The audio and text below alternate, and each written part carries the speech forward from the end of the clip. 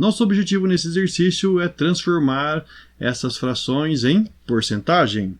Primeiro, eu posso pensar assim, essa fração, ela, para ser escrita na forma de porcentagem, eu lembro, porcentagem está relacionada a centésimos. Então aqui embaixo eu teria que ter 100. Daí eu penso, para transformar o 5 no 100, eu faço que operação? Ora, eu aumentei bastante, né, do 5 para o 100. Então eu tenho que realizar uma multiplicação. 5 vezes quanto dá 100? Ou em outras palavras, nesse 100 aqui, cabem quantos 5? E eu vou responder essa questão. Nesse 100, cabem quantos 5? Simplesmente fazendo uma divisão.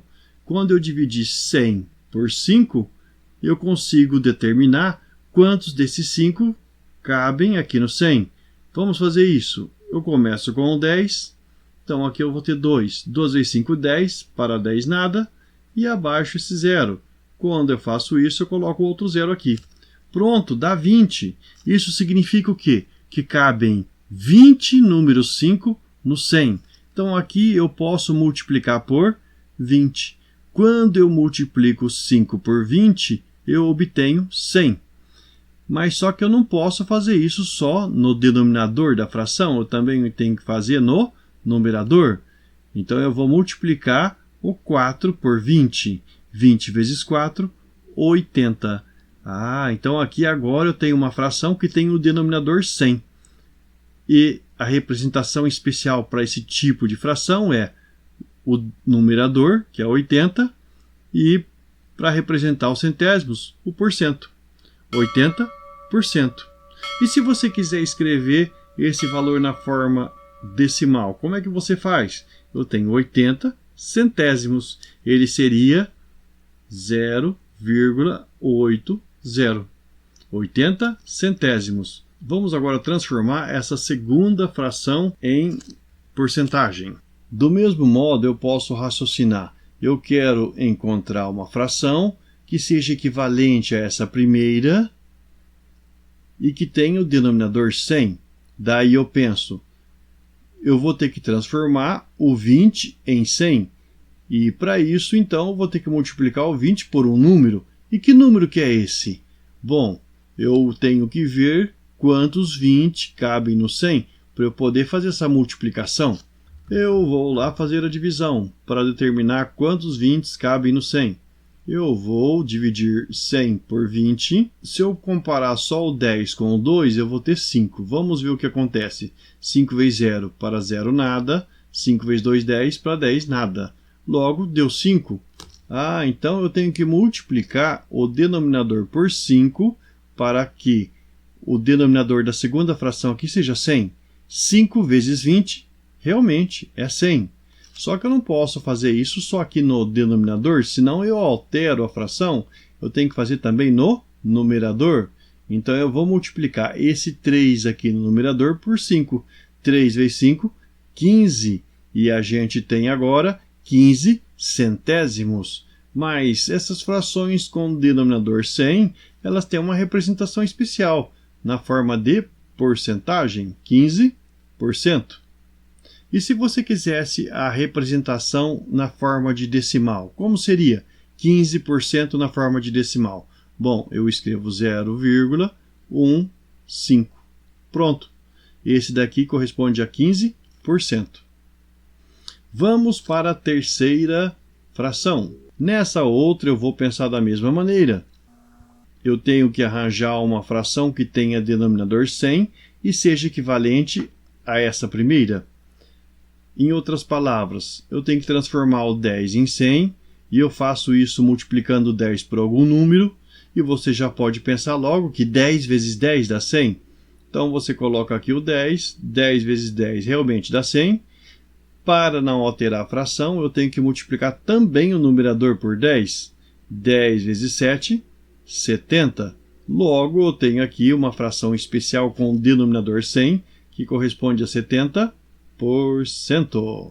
Então, a gente descobriu que essa primeira fração aqui corresponde a 80%, que essa segunda aqui corresponde a 15%, e a última corresponde a 70%. E uma outra estratégia para enfrentar a situação, qual seria? Você poderia pensar em encontrar os centésimos não na forma de fração, como a gente fez, mas na forma de decimal. Então, você poderia simplesmente dividir o 4 por 5. E quanto que dá 4 por 5? Bom, eu não consigo dividir, coloco 0, aqui. Com isso, eu posso colocar um 0 lá perto do 4, ele se tornará 40. E eu sei que 40 dividido por 5 dá 8. 8 vezes 5, 40. Para 40, nada. Então essa fração corresponde ao decimal 0,8. No entanto, eu posso acrescentar um 0 aqui que não vai fazer diferença nenhuma para a gente. Por quê? Porque quando eu completo aqui essa ordem, estou usando a ordem dos centésimos também. Em outras palavras, como eu leio esse valor?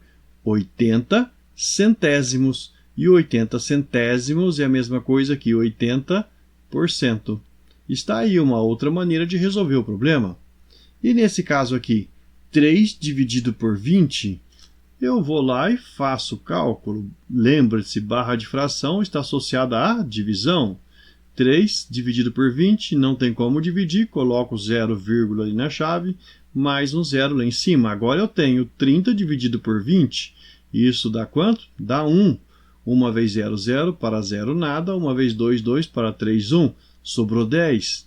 Eu já tinha colocado essa vírgula aqui, então eu posso acrescentar outro 0 ali no resto. 100 dividido por 20 equivale a 5. 5 vezes 0, 0, para 0 nada. 5 vezes 2, 10, para 10 nada. Então eu vou ter 15%. Por quê? E 15 centésimos é a mesma coisa que 15%. Por que mesmo? Ora, a porcentagem e os centésimos equivalem à mesma coisa. A porcentagem é uma representação especial dos centésimos. E nesse último caso, como resolver usando essa estratégia? De novo, eu vou lá e faço a divisão, porque barra de fração quer dizer também divisão.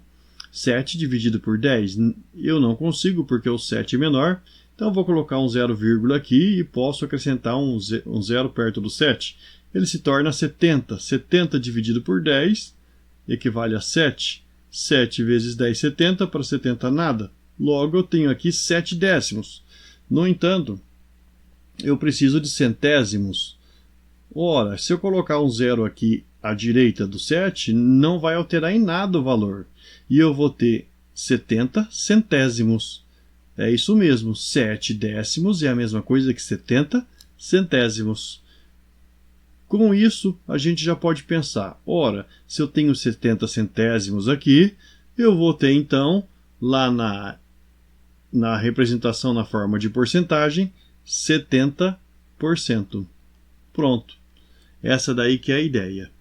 Forneci bons motivos para você se inscrever no canal, deixar o seu like e compartilhar essa videoaula com seus colegas. Fico contente com a sua participação, mais contente ainda te espero para a próxima aula. Até lá!